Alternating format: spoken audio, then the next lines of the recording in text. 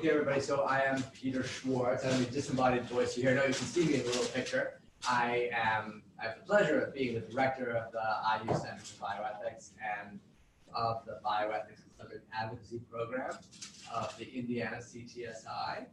And I'm here to welcome you to the latest installment of our Treats Talks, Translational Research Ethics and Applied Topics talks. We have them roughly monthly. They are intended to be a 20 to 30-minute introduction of a basic issue in research ethics or regulation, usually a little bit of both, that researchers and others would like to have to orient them and direct them in some area. And so all these talks are recorded and are available on our website for downloading and streaming. That has been broken for a little while since the School of Medicine went to a new website, but now we believe we are just about, they are about to be available. If you go tomorrow, they will be online. They aren't there now, but they are resting right now, and they will be available tomorrow or sometime very soon. Today it's my pleasure to introduce TJ Kasperbauer, our postdoctoral fellow at the IU Center for Bioethics. I will shortly just say that TJ has his PhD in philosophy from University of Texas, Austin. No, Texas A&M. I always mess this up. Texas A&M. Peter. Woo. And his master's in psychology from the same place. And has been here working on topics in biobanking and informed consent and related issues in health information and learning healthcare systems this year. And we are pleased to have his presentation today. So thank you, TJ. Thank you, Peter. Thanks, everyone, for coming. Yeah, topic today, informed consent for biobanking. It's a project I've been working on here relevant to this. I also worked at a biobank in Denmark, working at the Danish Dementia Biobank on their informed consent processes. But today's talk will be primarily about American policies. I won't be going into any sort of international policies. And a lot of what I'm going to say is going to be about recent implementation of the common rule. Recent regulations that have just become relevant in the last few months that people may or may not be aware of. It's going to follow the same general format of other Treats talks. Just a basic overview. First, I'm going to talk through some of the basic options you have for consenting into a biobank, as dictated by the common rule, but it's also going to be broadly relevant. So that means this is going to be mainly for people who have federal funding or who have to adhere to the common rule, just most places. But if you're someone who has, say, private funding, you're somehow exempt from the common rule, this talk will not be it. After going through the basic options, we're going to talk about some of the quick ethics issues from the basic options, and then very briefly I'll go into some of the new content requirements. What actually has to go into a consent form or into the consent process when you are doing research with biospecimens, obtaining consent. And then lastly, I'll talk about some of the projects we're working on here, just very quickly, some of the sort of hot research topics in biobank and consent. So before we get into that, here's just a basic breakdown of what a biobank is, just to make sure we're all on the same page. These are collections of different types of tissue, those types of fluids like blood, saliva, urine. Biobanks can come about for different reasons. Sometimes you have things like the Komen breast cancer biobank, where you have a specific disease you're wanting to do research in. And other times they're just for general purpose research use. And that also sort of dictates sort of recruitment you're doing. Sometimes you're collecting specimens for some sort of future research, you don't know what. And other times you might have a specific need, so you may want more tissue to study breast cancer or HIV or dementia or whatever. Lots of different biobanks. Everything I say here I think will encompass a lot of different types of these biobanks.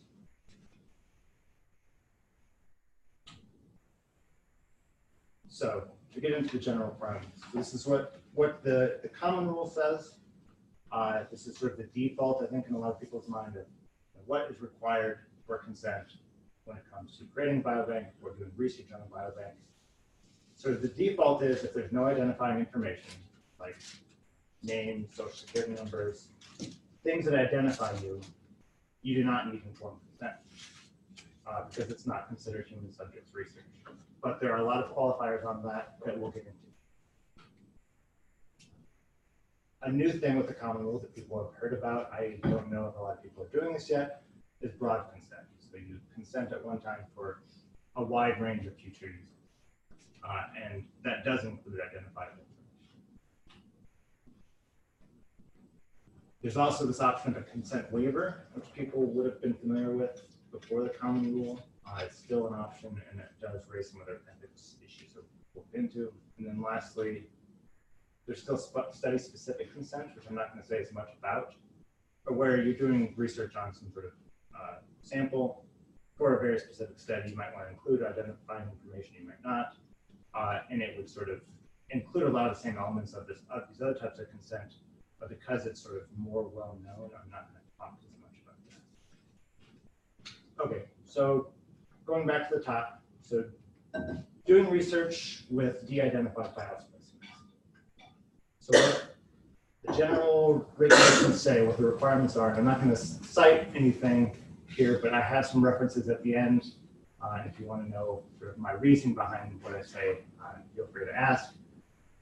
So if biospecimens do not include any identifying information, it's not considered human subjects research, and so consent is not required. However, this is one of the main qualifiers. If you are collecting samples directly from someone with the intent to then de-identify it and do research, you do have to get consent. So you can't just say, oh, I've de-identified it, so I don't need to get your consent. If you're directly taking it from someone, you do have to get the consent for the research you're going to do. So here's an example. Suppose you get a biopsy done in your normal healthcare clinic. And then afterwards, they are going to give it to some researchers because otherwise they're just going to put it away. But they may not have thought through like, oh, this is going to be for research. They just give the leftovers to some researchers. And there's no identifying information that goes along with that. So they don't have your name attached to the sample. They don't put anything from your medical record. In this case, you would not have to get consent. The only difference would be if they knew from the start, we're intending to give this sample to someone for research, then consent would be required. Similar sort of situation that comes up a lot is when you have these pre-existing repositories. So you're not starting a new biobank, but you have maybe an old collection for whatever reason. It's been used by other researchers before. I mean, it may not be clear why it exists. In those conditions, consent is also not required if there's no identifying information attached. However, if there was an initial reason for the collection that you can determine, there might need to be an IRB review to make sure that not doing consent is still consistent with the original reason for a collection. I'll pause for a moment there. I'm going to move on to the other options. These are the basics now. Consent for de-identified biospecimens. Any immediate concerns or questions? I'll move on. I'll pause again after doing more. Oh, so here's an example of this one. So suppose a researcher inherits one of these collections. And the initial collection was for dementia. And now, say you're a researcher, you want to do a study on diabetes. And there's no identifying information attached. It's just biospecimens that you know are collected for research on dementia. This, I would say, is in the gray zone because there's a different purpose. So if you can say that the initial collection came about, they consented to research on dementia, there would have to be some sort of review to make sure that that's consistent with whatever was in the initial consent. Otherwise, consent is not required because the specimens are de-identified. So another option is this waiver of consent. So this would be when you want to include identifying information. You can't get it, it's not exempt because now it is human subjects research. So to get a waiver, you have to meet all these conditions, which I'm not going to go into in any detail. But it has to be minimal risk. There has to be some determination of whether other rights or whether there are other negative welfare consequences for subjects. And this new thing, whether the research could not be carried out without this waiver. So, going back to our example, you've done a biopsy, you now want to share the biospecimen with researchers, and in this case, there is identifying information attached. You're otherwise going to need to get consent unless you go to the IRB and say, we would like a waiver because the research that we're planning meets all of these conditions. It's minimal risk. We don't see how else we could do it. Suppose the people whose samples you're collecting, they may have died, they may be impossible to track. There may be lots of reasons why you can no longer go and get their consent, or it would be really, really difficult. Yeah. That's a question you may or may not know the answer. I'm sorry for interrupting, but when these kind of waivers came up initially, they used this made-up word called impracticable, because they didn't mean this. You don't have to make it. It doesn't have to be that it's impossible to track that people have consent on. It doesn't have to be that it's just hard. It has to be something in between. Yeah. Incredibly hard, impracticable. Yeah. And so has that word been removed, or is that still there? So there's still this reliance on this idea that that last bullet point, it could not be carried out it would be impracticable to carry it out. Oh, sorry, I know this was it. I can't, those are not the exact words. Right, no, I see. I think it's still in there. I'm just going to warn you. I think the words are in the guidance. Got it. Those are it. So that's the meaning of could not be carried out. Is that it would be, not that it really absolutely couldn't be carried out by Pascal's genius or something. It's just that it would be incredibly difficult. Yeah, I think that's in there. It's a really interesting word. Not in the rule, but in the attached guidance. My understanding is that's still left up to IRB to decide a lot of times what that actually means. Right. And that's an ethical issue, I think. That was all flagged now, I guess. Whether that's a problem. Because it could be then very easy for IRB to say, yeah, it seems really hard.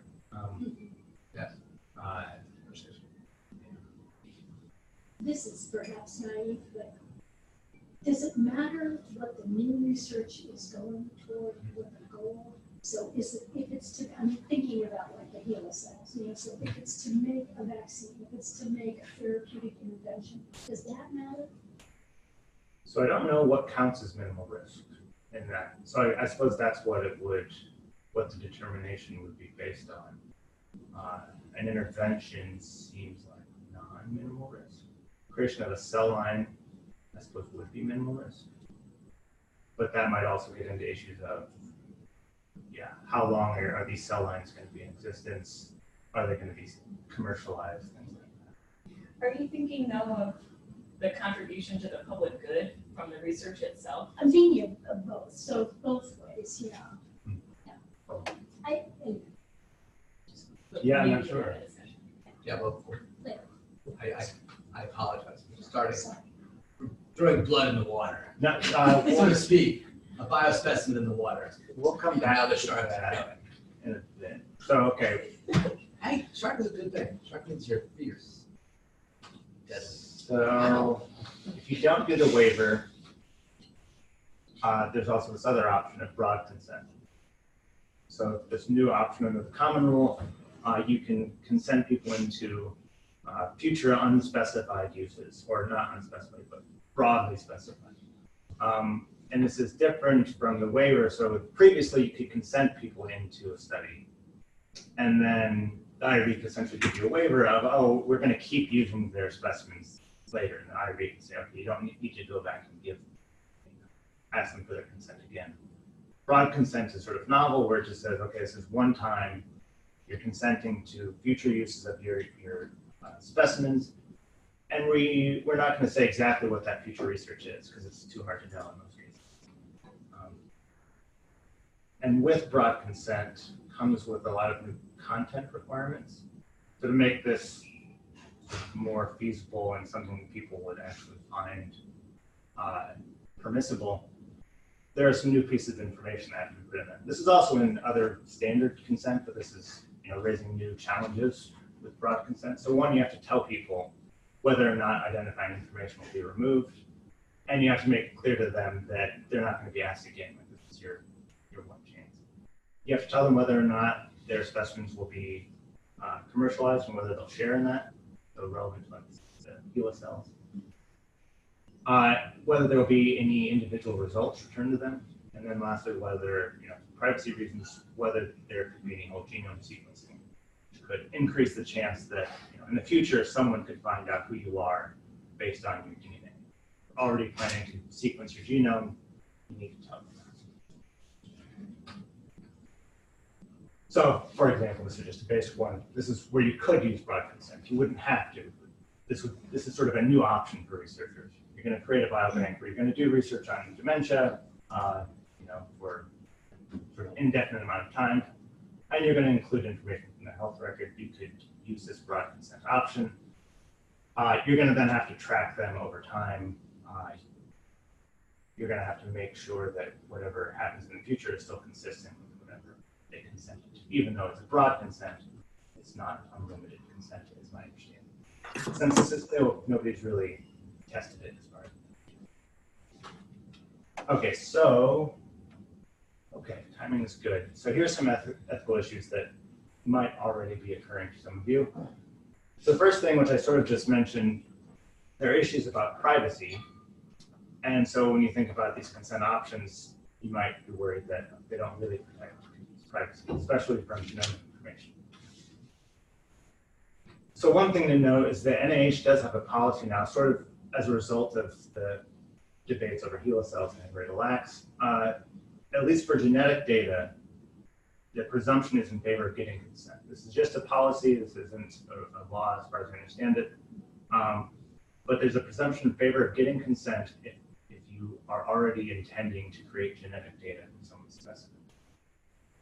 I'm not exactly sure what happens if you don't adhere to that, especially if you're not getting funding from the NIH, but this is the NIH policy.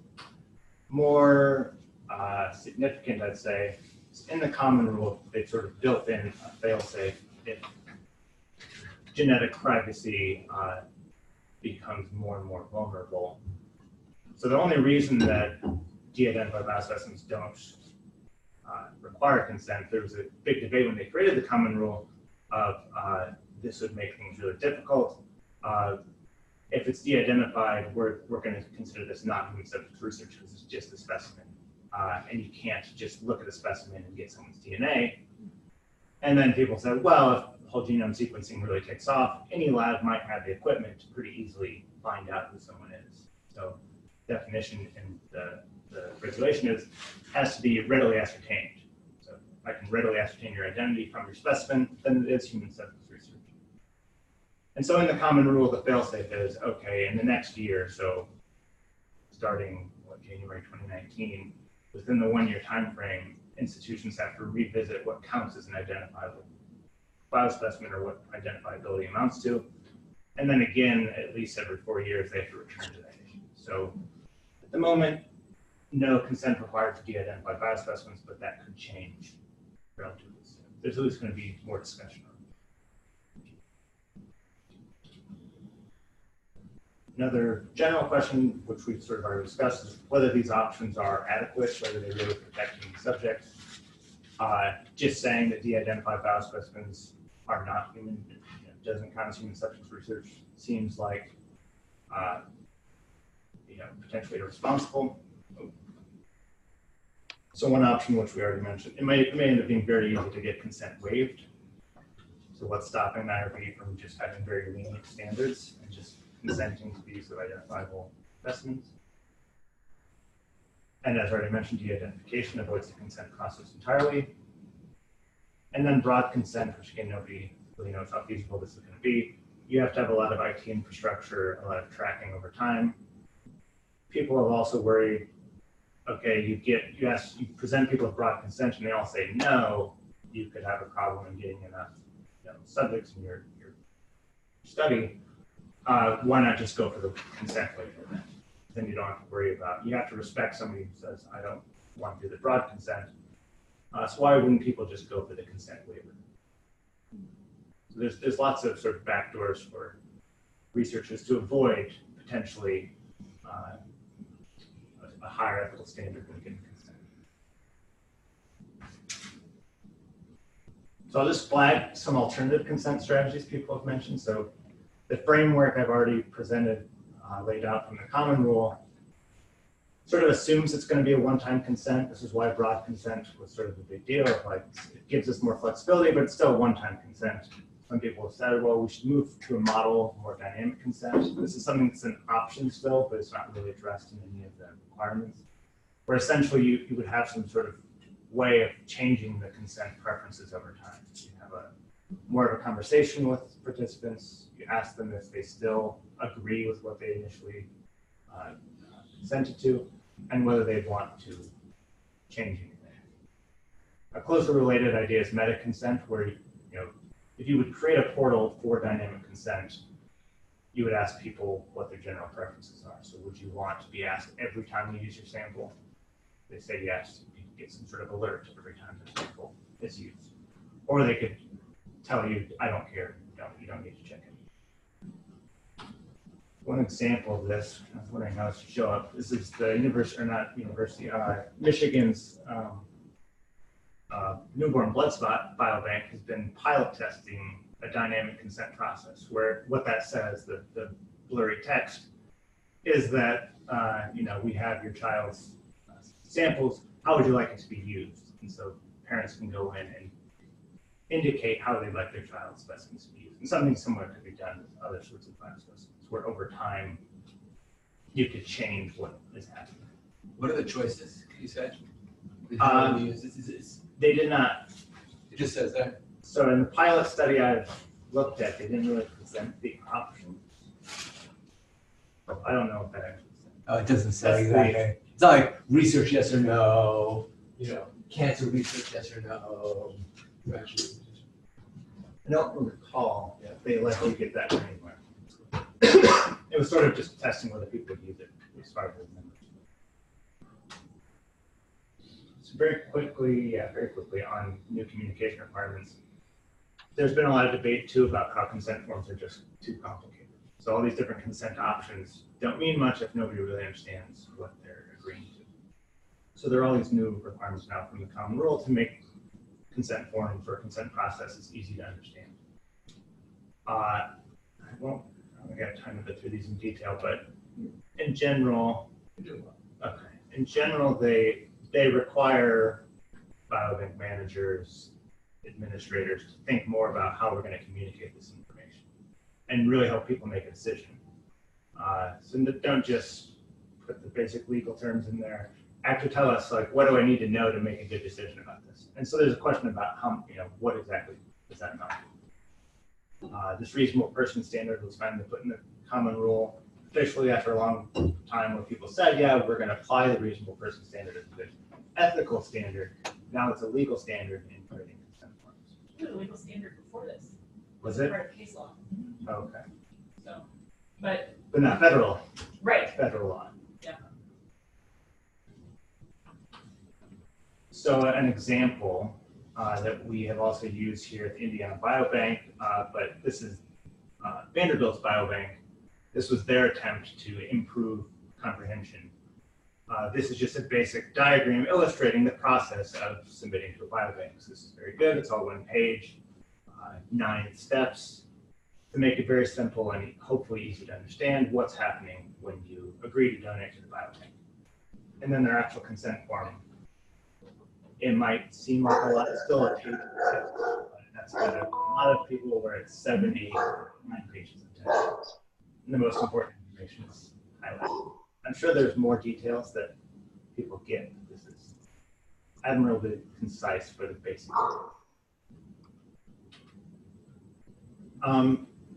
So yeah, the question of how do we improve comprehension quickly raises the following question: how much then do people actually need to understand? So even if we've clearly communicated this, what happens if it turns out people are still confused?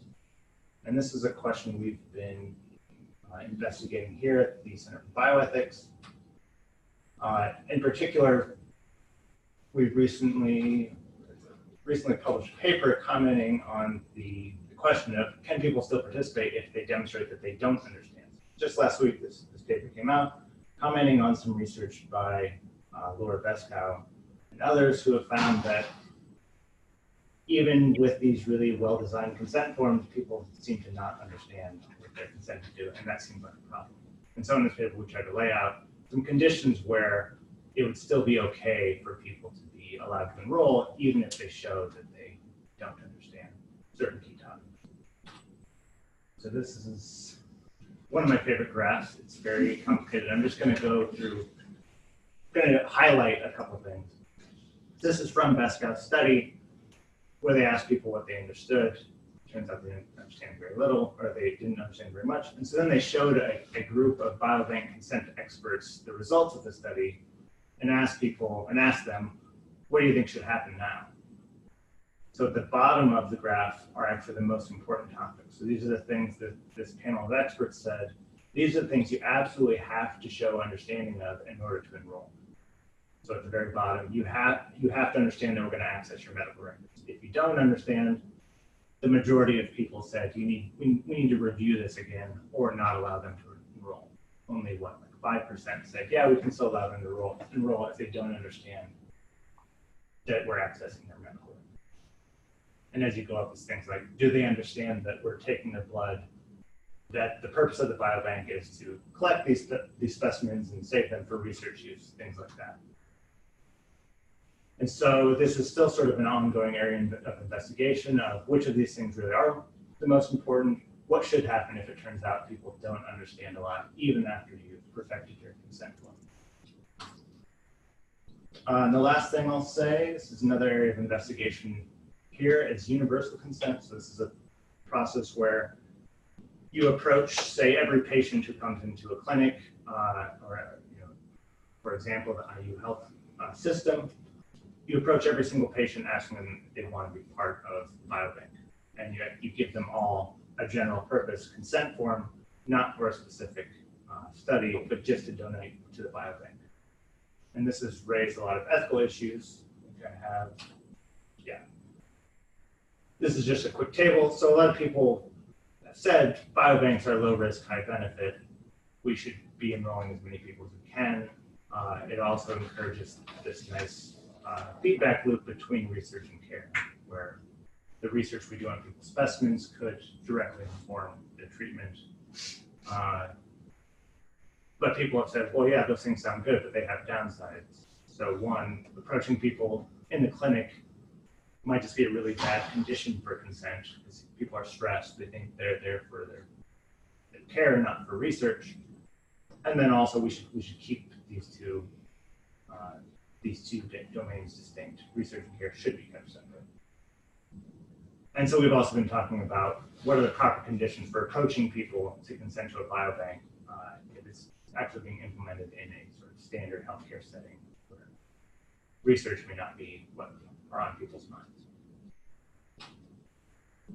Yeah, that's all I have for you on informed consent for biobanking. If you have more questions, we of course have lots of people here who know a lot about biobanks and informed consent.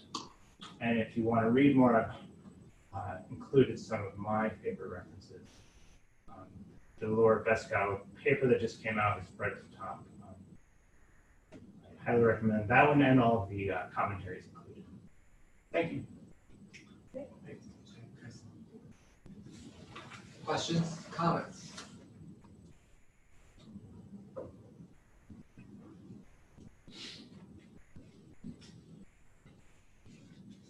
Anything you need to throw some more chunk. I can. I throw a biospecimen water right now. So I was just saying. So let's say it's being watched by a researcher doing some study, and he has the opportunity to collect an extra sample and use it for unspecified future research. Do you have advice for him?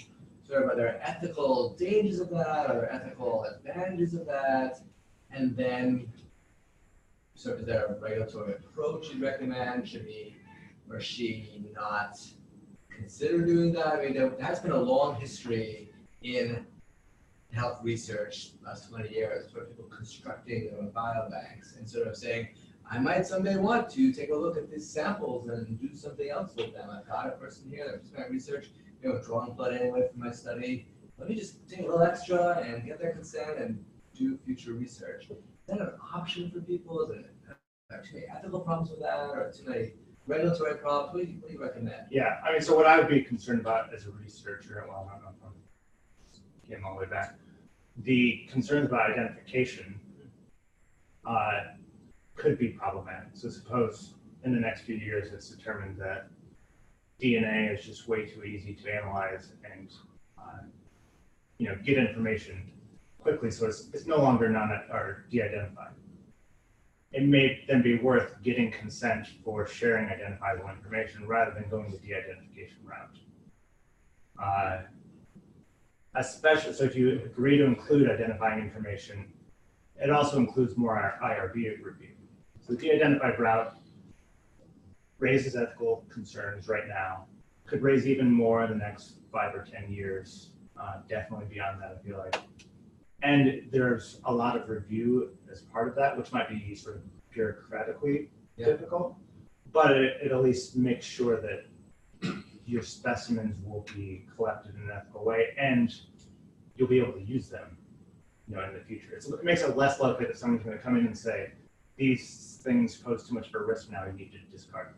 So it sounds like in a regulatory fashion, you're saying, think about the broad consent approach, right? This sort of new part of the new common rule where there's a specified mechanism basically for doing this, for saying, look, I'd like to take a sample, I'd like to do these things with it, and it's going to be used for cancer research in the future. And that was not available before in the common rule.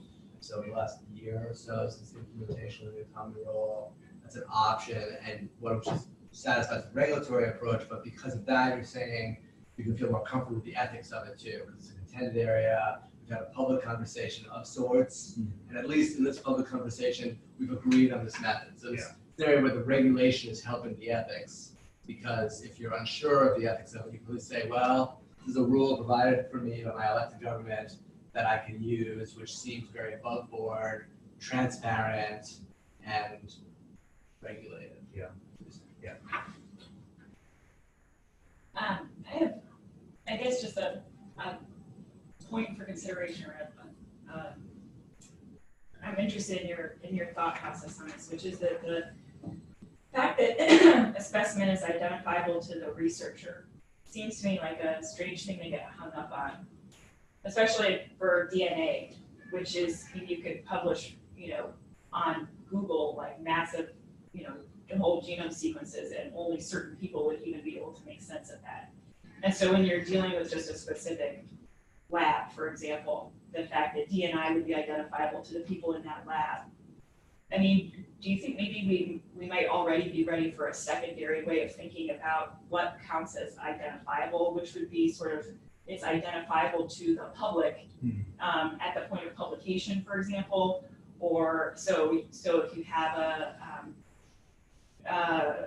particularly rare, say, allele set or something like that, and you're going to publish about your 3 samples, and everybody in the whole world would know that that's, Jane, Mary, and Joe who have that. Like, then you start to run into problems. But it seems like it's maybe we need a 2-step analysis with this, because otherwise we're not going to be able to do research in like 10 years. Right. So limiting it just to labs, so saying identifiability within like an authorized set of people. Right. So it no longer matters if it's identifiable to the people engaging in the DNA or genomic research. What matters is if it would be identifiable to a group outside of that, since presumably the people doing research might have obligations under the law to maintain privacy of their subjects. My initial thought is, are there enough cases where that hasn't gone well? Yeah, right. Where's our cautionary tale? Yeah, so like the Havasupai case, I think that would fit, right? Where they ended up publishing things that were inappropriate. About the Havasupai tribe. Yeah. Right. Or even the HeLa cells, which were sort of like not exactly de-identified once published. I mean, that became kind of an issue. Yeah, so I don't know if this is the sort of case you have in mind, but so researchers find out find out a lot about you. Why is that so problematic? That's what they're there for. And I'm inclined to say, yeah, okay, I agree. I don't know though how much people would agree with that. So people donating their biospecimens. So I really like the title of that last paper, the human biospecimens come from people. And sometimes people have weird thoughts about, I shouldn't say weird, people have strong preferences about who should be able to see their information and who shouldn't. Even if it's researchers, depends on how sensitive the information is. Sure. If you're doing research on a rare disease, or like what we talked about, Huntington's disease, or other forms of other diseases where people just say, I don't care who it is, I don't want them to be able to trace it back to me or to make inferences about me, even if they're within this authorized class. Let me intensify Jay's question. So there's an algorithm supposedly takes your DNA and gives you the fakes, right? There's an algorithm published about in the popular press. I know what you're talking about. Right. Yeah. And so what if that became like an app you put in your phone? It is an app. But there you go. Right, So I learned about it there on goes Friday. your distinction, right? So the populace downloads the app and it just says, oh, look at this sequence, all uploaded. Oh, looks like TJ. Yeah, it's just like TJ. Yeah. So they're like, there goes the idea. Like somehow you've taken the ability to re-identify out of the lab and put it in the hands of people. That's a I great think that ship has sailed. Yeah. Say that again? I said, I think that ship has sailed. What how do you mean? So, Yeah. so the app that and maybe we're talking about two separate things, but the app that I'm aware of is it takes a picture of a face and analyzes the proportions of the face to give you a differential diagnosis of several potential chromosomal abnormalities. Oh, mine's the other way.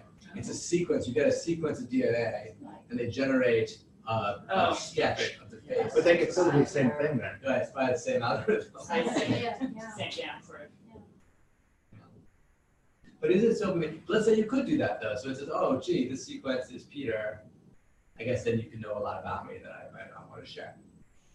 If you figure out that it's me who has that risk for diabetes, you're like, oh, boy. Well, there are practical considerations like life insurance, disability insurance, employment possibilities. Would you allow Peter to go to medical school if you knew such and such things? I mean, it's the same. It's just accelerated from 20 years ago. I mean, this is always the problem, right? Which is that the law does not catch up to technology quite in time. Well, neither does ethics. Neither does I said ethics. that's not. Yeah, good to go. Do you think, this is sort of a different direction, but just in terms of sort of the move towards less of a distinction between research and clinical care, learning healthcare systems, or just a recognition of how two are interlinked, it seems like in some ways the common rule maybe doesn't address that as much as it could, or I mean doesn't take as aggressive steps on that. So I'm just curious if you had any thoughts about that, about the distinction between clinical care and research here, and where it's useful or not useful, or just if you have any thoughts about how that relates to bioethics. That's a good point. I can't remember if the common rule does say anything. Jane, you probably remember better than I would, whether it addresses the context of consent. I don't think it does in any meaningful way. Well, the common rule only applies to research consent. But it doesn't say, like, if you're doing research in a lab, or not in a lab, as part of your standard care, here are special considerations. I don't think it says. I think it really just addresses the purpose of the extraction of the specimen.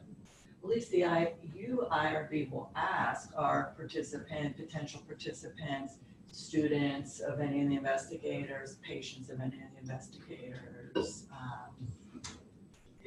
touching upon any kind of relationship like that. Yeah. I think it's funny that you have to disclose whether it's for profit but not whether you're being considered for tenure. Yeah. It's a little joke. Just kidding. Well said. Other questions or thoughts? So we're full speed ahead on biobanking and the ethics. Well, I guess what you're saying, well, essentially the comments here, I'm suddenly becoming less comfortable. So let's put it this way. The regulatory structure is in place now to do biobanking, either through the broad consent rule or something like the Indiana Biobank, which is not actually through the broad consent rule. It's just a research protocol. So, study-specific consent, I think is how it, And they were talking Yeah. about it. So that's, for those of you who are younger at this table, which is almost everybody, that is a revolution. How many years ago? 20 years ago here, when the Indiana Biobank was proposed, it was turned down by the IRB as unethical, the equivalent of the Indiana Biobank. It was not okay to collect samples, just use them for unspecified future research. Now we have a very well-established biobank, many like it nationwide, and the regulatory structure to support it. But then these questions about privacy still are here, right? That, boy, if you give your sample over for the rest of the time, people can access it, and we vouch for your privacy, and there's questions how that'll impact your long-term interests. So, is this an unethical situation? Have we let the researchers do too much, or is it more of the regulatory and ethics world becoming comfortable with something that maybe they just weren't comfortable with 20 years ago and they now are comfortable with? So I also wonder if, I mean, we are seeing, of course, I'm, I think, the oldest person here, but that there's this major sort of cultural shift. The idea, I mean, I've said this before, when our kids were, when Facebook was first coming out, I was horrified by what they were willing to put out on Facebook because that there went their privacy. And granted, I was steeped in medical ethics concerns about privacy from that, but also just personal privacy. And so, but it seems to me that the younger people, you can correct me if I'm wrong, seem to be much less concerned, or at least the boundary of privacy seems to have shifted quite a bit from where I, as an old person, would have put it. So what I'm kind of wondering is whether this is pushing us as a larger society in cultural shift to say privacy, who cares? The problem, obviously it's like with the law catching up and the ethics is that what do you do with that information? And as long as people are vulnerable, it can be hurt or exploited. That's a problem. Yeah. And so far, and I don't see that going away anytime soon. At least not in my country. So it's just kind of an observation that Generational. Generational, and I think there's this picture. Yeah. So we have a question of like, to whom does privacy matter more? Yeah. Who's more, like when you said about vulnerable populations? Well, who's at risk? Yeah. Going back to the app we mentioned, so people are getting hurt in ways by Facebook data breaches, social media data breaches. People, not even breaches, just people saying, "Hey, I saw this person posted this on their social media. Isn't this humiliating for them?" Yeah. Screenshots shared. Yeah. So could there be something similar for biospecimens? I guess that's what I think. And you have to say yes, absolutely. At the moment, I don't know, but that's what when I think of if in 5 or 10 years, like it's really easy. Yeah, if you can use a DNA sequence to reconstruct someone's physical features and all of their likely inherited diseases. I mean, I think what we're probably going to find ourselves having to do is building in checks and balances or partitioning off functions of biobanks. So like one of the things that I would be concerned about, just using the Amazon or Facebook analogy, would be a biobank. If I'm getting super Gattaca here, but a biobank that takes your genome sequence and has a some kind of arm to it that sells you stuff that your genome then suggests you need or want. And so they're doing both things at the same time, in which they have complete access to any number of things about you in a profit motive, tailored. Like they're Amazon. yeah. Customers Amazon also have. Yeah, right. Yeah, here's your hypertensive medication, and this suggests that you like to do risk taking. So here are your here's your rock climbing helmet. Yeah. How do you know that's not already being done? Yeah. 23andMe and Ancestry, they've got millions of samples. So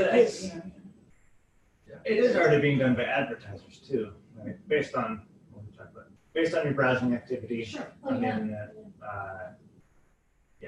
and other health data that's already being shared. So is it even more invasive now? They're doing those sorts of activities based on your DNA rather than your web browser. Well, everything is being tracked. I mean, certainly as prescribing physicians, people know that, I'm a person who prescribes A, B, and C, and so then there are ways that I can be encouraged to prescribe that A, B, and C, or something else, which is like,